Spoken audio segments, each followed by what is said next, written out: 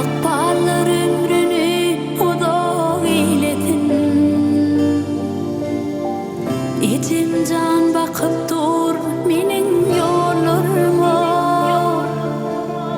Bahtlı di dilimde gusson eylesin. İçim can bakıp dur menin yollarıma.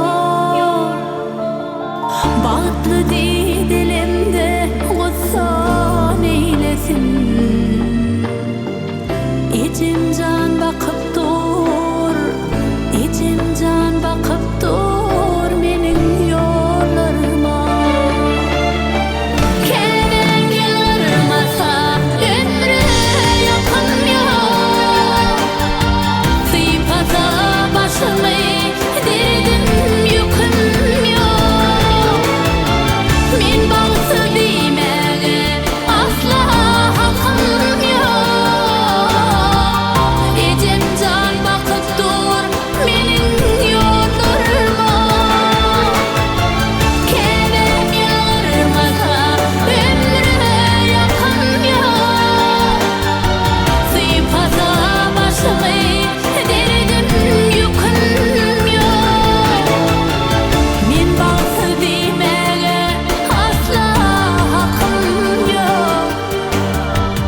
İçim can bakıp dur menin yollarıma.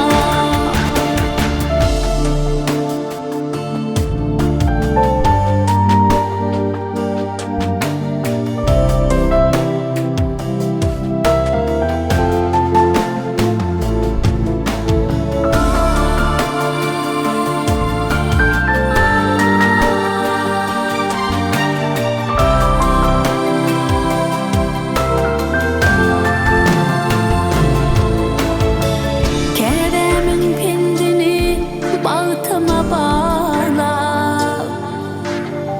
Çağalım daşında durmuşum var. Şunu dohir batan edimim sana. İçim can bakıp dur menin yollarıma. Şunu dohir batan edimim sana. İçim can bakıp dur, içim can bakıp dur.